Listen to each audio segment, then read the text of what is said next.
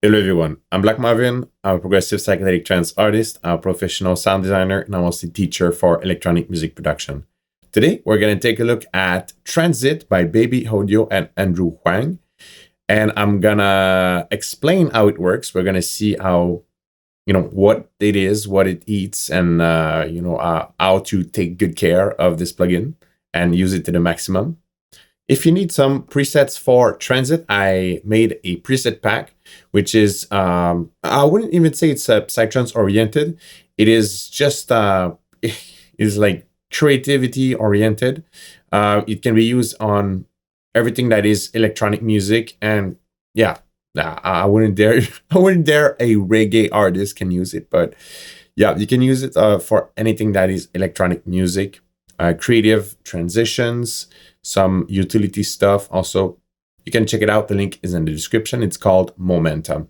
So Transit, I would describe it as a transition-oriented FX processor. And in this video, I'm going to explain how it works. We're going to create a preset. I'm going to show you how to gain compensate your preset. A lot of cool stuff. And if you like videos like this, you like knowing about new plugins, well, don't forget to subscribe to this channel and like this video. There's a lot of content similar to this video coming up on a regular basis. And now let's dive into Transit. Okay, so we are inside Transit, and I think, what we want is to hear how it sounds and what it does. So let's just run a couple of presets, a couple of examples, and then after that we can discuss what it does. But I'm sure just by the look of it and how it will act, you'll kind of understand what it does and what it's made for. So I have a couple of presets I did here. I am in the medium transitions. And why not start with actually the mild transitions? I'm just going to run a couple of presets. I linked everything to a knob here, and I'm currently running my remix of the track Electric Love by Astral Waves and Profundita. The track is going to be out on Astral Waves album on Alta Records eventually. I don't know the date, but I have the stems here. There's the kick and bass, the snare, the drums, the all bus stem. I don't know if I'm gonna apply that on specific stems. I might, but so far right now Transit is on the master channel. So let's hear how it sounds.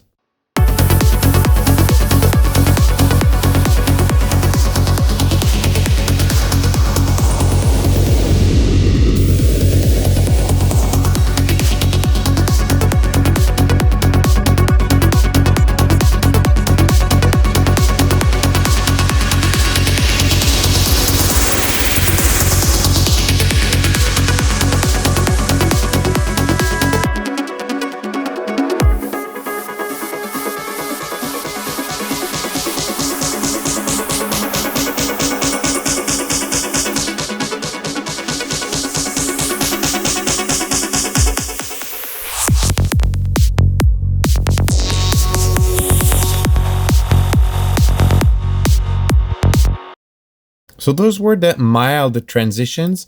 There's more stuff, but I think now we've shown what it does. Some example there we can go more like harsher. We can go just more intense. But before we show the more intense presets, let's explain what this little guy here is and what it does. So Transit by Baby Audio in collaboration with Andrew Huang. Yeah, I love what Andrew Huang does, and I usually love what Baby Audio does, so it makes sense that this is interesting. Now that you've seen a couple of examples, let's talk about, what it does and how it works. First, it's really made for transitions. You can use it as an effect processor, but it's like effect processor with a macro control. But where I think it truly shines is built-in transitions. Now, there's some other plugins that you can use and do the same. Like I'm thinking about Snap Eep, for example. You could you could do pretty much the same inside a Snap EP. But the thing is, in order to do the same into Snap EP or some other like plugins and modules, you will need a bigger understanding of how things work than what you would need to work inside Transit. Transit is it's like it's not a huge playground, but the way the playground is built is easy to use and it's effective. And also, like, even with the randomized or not with the randomized, like, you're pretty much sure to end up on stuff that is usable, which would be different if someone would try to make his stuff inside Snap EP. You kind of really need to have a bigger grasp on Snap EP in order to do it, rather than what you would need to understand in order to work in Transit correctly, if that makes sense. Long story short, this is more simple and easier to use than Snap EP, but Snap EP can go deeper, but it's like there's more responsibility and you need to understand more. This is fairly simple, and I think it's one of the strong points. Especially, it's really like there's a lot of built-in stuff, and the way the presets are made, it's really, it's quick access, quick result, good stuff. So the interface, you have these boxes that can hold modules, and you have this knob, which is basically one big macro knob, which is going to trigger the transition. When you go here, you can insert all these little modules. There's auto pan, bit crush, chorus, delay, distortion, filter 12 dB per octave, filter 24 dB per octave, flanger, noise, oscillator, OTT, phaser, pitch shift, pump, reverb, spread, tremolo, and utility. There's different directions we can take, but let's create a classic. Okay, we're going to talk about a classic, which is filter up, noise, and delay. Let's take a filter 24 dB per octave. Now, this is how it loads. So each of the modules, you have a control that rolls. So it's like a knob that you can modulate like that. And you're going to see that most of them have a yellow ball or yellow circle. And when you click that yellow circle, you can see that, well, mostly the difference is, nothing changed in terms of the interface here, but there's now a curve. And what changed actually, nothing changed visually on the circle, but now you can take in account that this is the beginning point of your transition, and this is the end point of your transition. And if you right click, this one is now the beginning point, and this one is the ending point of the modulation. So let's see what happens when I move the transition control knob.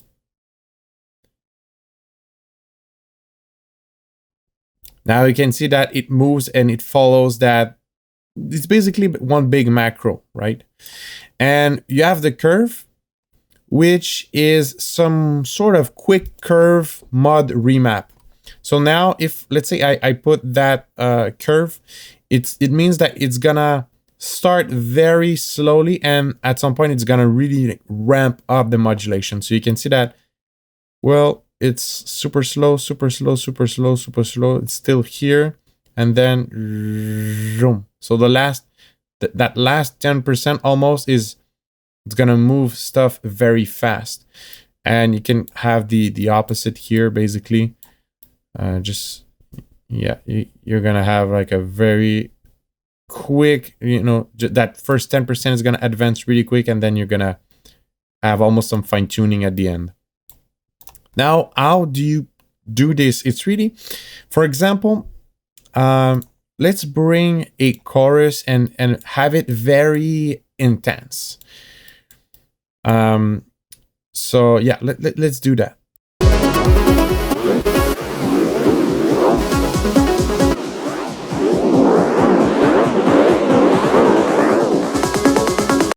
So we have that very intense chorus, right? So what we would want is maybe to have that chorus really shine at the end of the transition, but not really show much at the beginning. Well, that's one of the example where you're gonna use the curve. I'm gonna activate that, and I'm gonna have a curve like that. So you're gonna hear that the chorus at the beginning is not gonna show much, but at the end it's gonna really shine. Also, I'm gonna switch the filter to a high pass. It was now a low pass. And now you're gonna hear that this transition is really going to start to sound like a sweep up.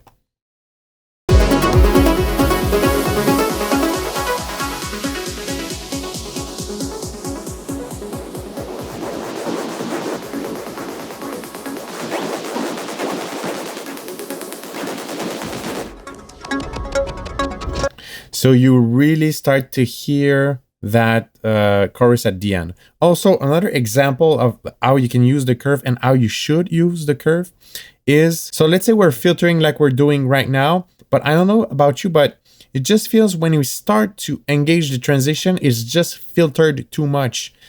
So we're gonna use the mix knob, and possibly we're gonna tune that out to really just smooth things up. So I'm gonna go here also, and we're gonna kind of create a transition that is not really there, like just maybe here or something like this. There's a transition, but not that much. So we're gonna sort of force a transition right here.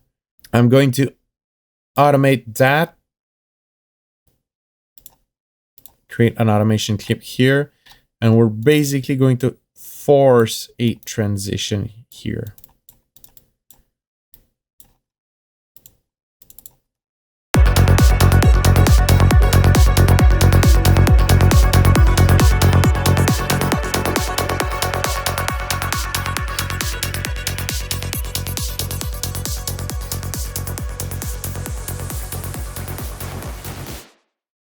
It really feels like it's filtering too early, and that also like there's no, there's no top end, if you can say it like this, that like there's no range on the top end of the modulation.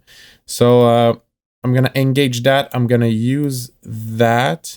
Let's see about that curve though, but and yeah, we're gonna range that all the way up. Now the filter should just have a better curve.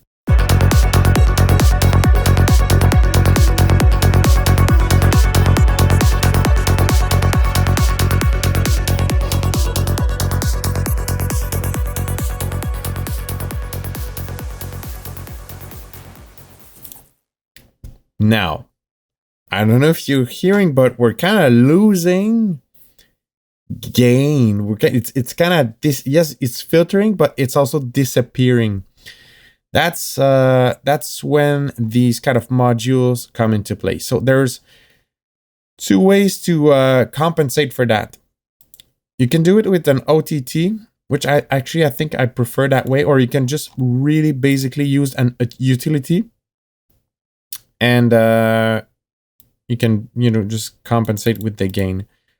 The reason why I really enjoy the OTT is that because it's a multi-band compressor, it has a bit of a leveling out feeling. It even things out a bit, but it's kind of a double-edged sword because it can sound really intense. What we're gonna do is we're gonna link that to the transition knob, and we're gonna have to do a good job of listening throughout the transition, and we're gonna try to compensate the gain so it stays the same, but you can feel the transition going on. Let's do that.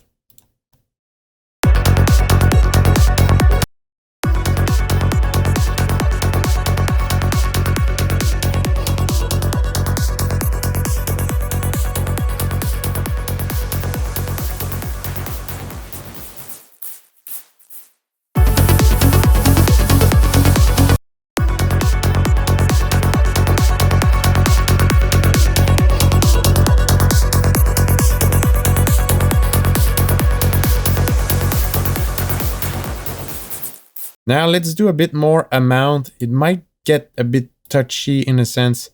Yeah, we're really going to have to listen, and we don't want that to shine. We actually just want it to compensate.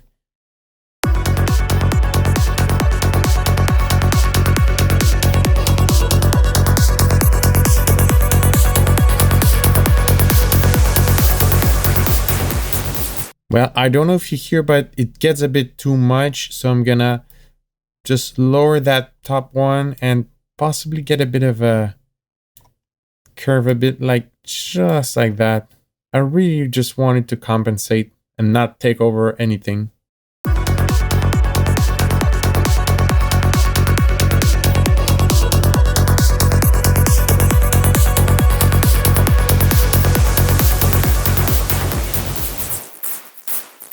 Actually, it might get a bit loud, so I dropped that a bit.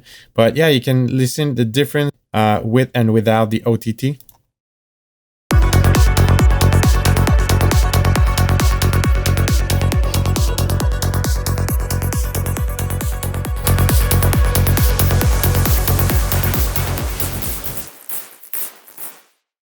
So yeah, now we're kind of leveled out a bit more. Not a big fan of what the chorus does right now, but it was a good demonstration. Let's do delay instead. And yeah, like I was talking about a classic, we can do 1/16 or 1/8, we'll see. And in a similar sense, we're gonna automate that because we don't want the delay to be already there when the transition start, but we want the amount of delay to ramp up. Yeah, let's use that modulation because we don't want the delay to be there right at the beginning of the transition, but we want it to ramp up, you know, the more it goes. And we can either use the feedback for that or just basically the mix. But once again, we need to re-verify with our ears.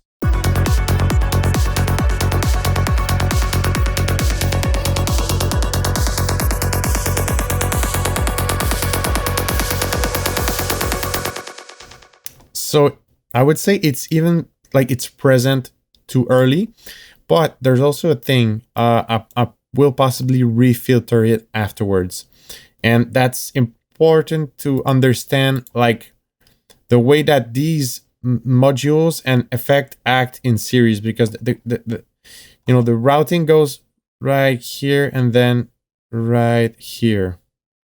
So, you know, it matters to how you're gonna set this up. But yeah, without having the filter right now, which I'm gonna have, let's just listen to how the delay sounds now.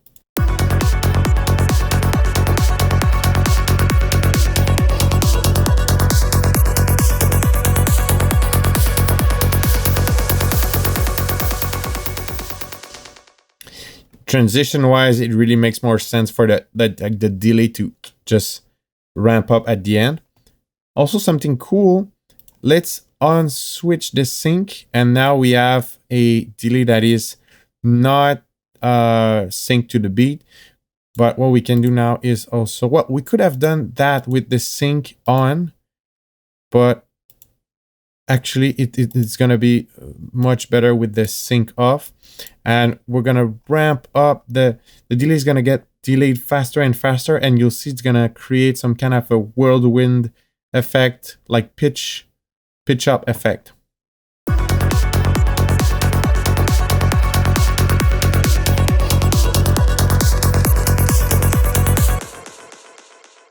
Yeah, actually I was pitching down, so good example. Let's just right click, and then it's gonna do the opposite.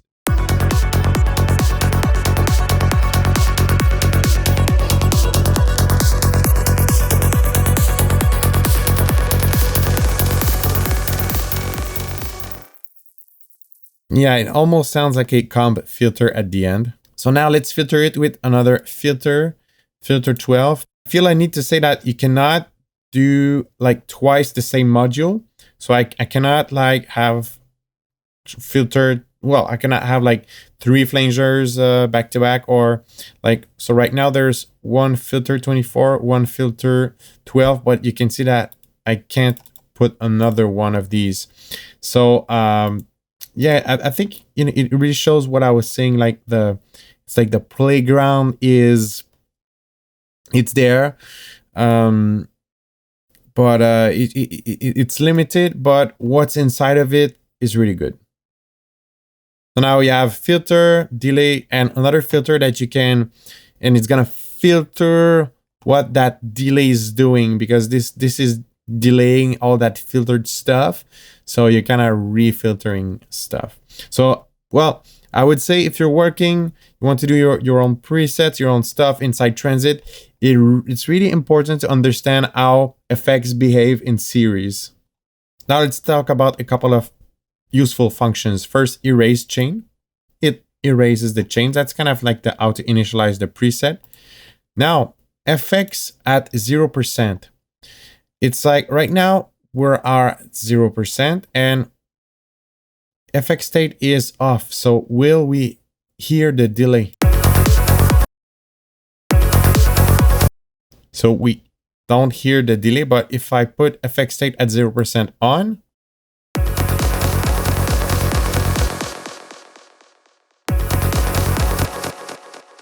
you can hear the delay. I would say if you want to use that as a standard effect processor, that could be good. That could be good to have them on. I think it's really good to understand what it does.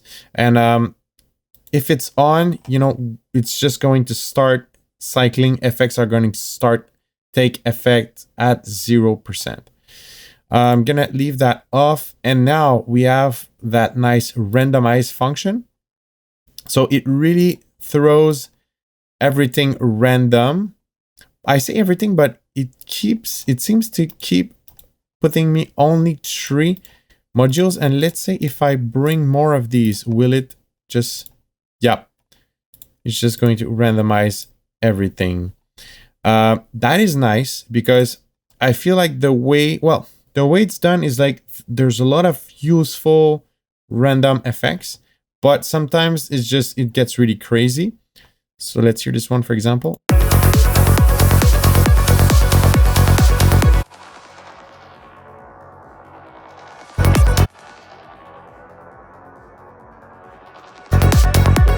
This one is actually really cool. It was generated by the randomizer.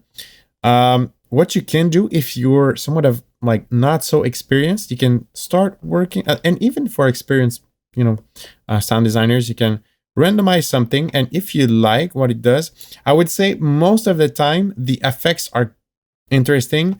What you will need to work on is the actual curves. So you can see that when it gets triggered, it kind of goes from the original sound to the effect in a weird way.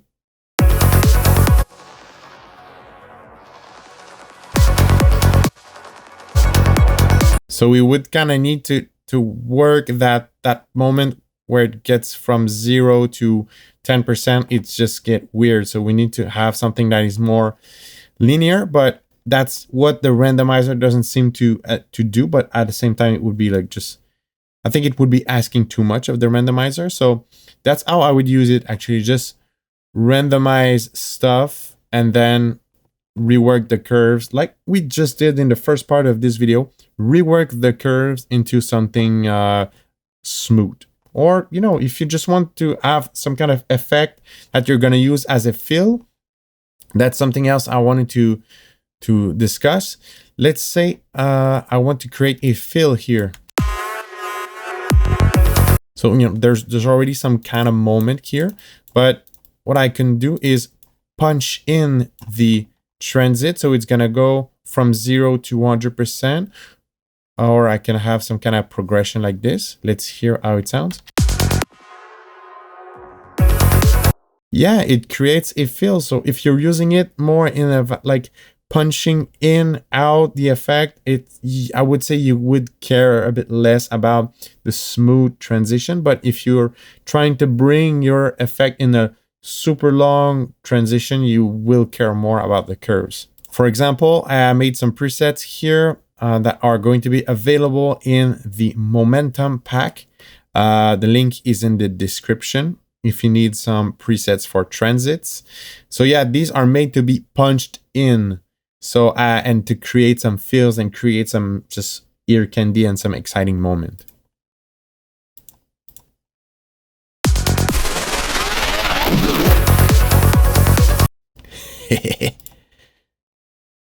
Crunchy sweep. The first one was Bull Noiser, and I think it's a great name for what it does.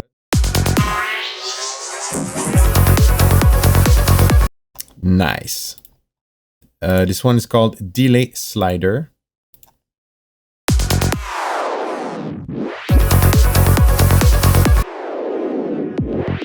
So some effects, it's like whenever there's like some reminisce like resta, de resta.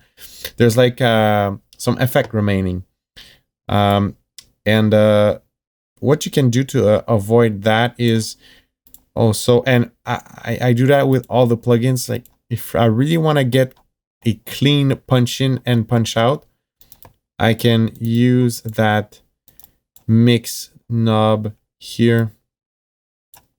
Gonna make an automation here to get something really clean. Now it should sound like this.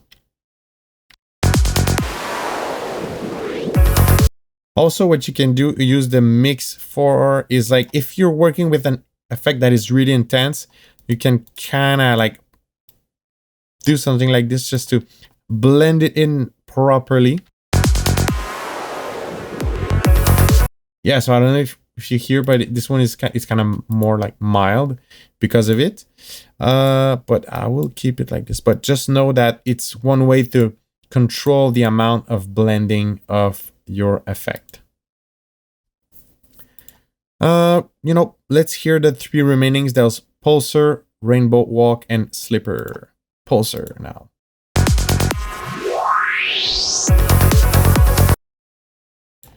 And Rainbow Walk.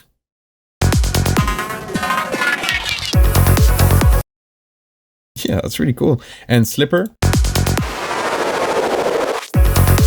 Actually, you know what? Like Slipper is one of, like, it's a good example. I would possibly just rework that just to not get anything excessive. But yeah, you need to do that because even if you gain stage like properly, like gain compensated your effect and all, the thing is, depending on the source signal, you never really know exactly what you're gonna get, because depending of, you know, you have like delay, noise, pump, autopan, filter, distortion, but whatever you feed into the plugin is gonna act different. Like if you feed it drums, or, and you know, right now we're feeding a lot of stuff. So the last resort, like Papa Roach would say, for like trying to compensate the gain would be to automate that output. I would try to avoid doing it, because like really with the global mix, you already get something quite effective. I never felt the need for it, but yeah, again, after that, there's all like, you know, all the mixing stuff, like having some compressors to keep that in check. But so far so good. So last function before I end up this video, because I don't think I will do all the modules one by one. You know, I don't feel it's a good use of my time. I think what I would do though is possibly a stream where I create presets. I think that would be a bit more of a good demonstration, and rather than just be like, you know, this is the rate, this is the depth, this is the feedback, and this is the mix, and just have all these one by one. Not really my style. I think it could be a bit boring, but I'm gonna do a stream where I create presets, and it's gonna be just be more like in context use also, so it's gonna be great. But yeah, aside from that, so the random lock is a way to lock some parameters and lock some modules that if you're going to randomize them, it's gonna stay the same. So let's say there's some stuff you like, you want to preserve it, but you want some other stuff to randomize. In this case, you're gonna use the random lock. Now that was the last function I wanted to show.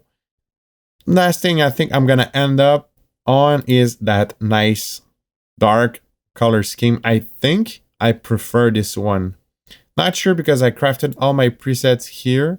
but I think I prefer this one. And my eyes, they prefer it like that way. And that's it for this video. As final words, I would say this plugin it's a cool plugin. It is useful. Is it groundbreaking? No.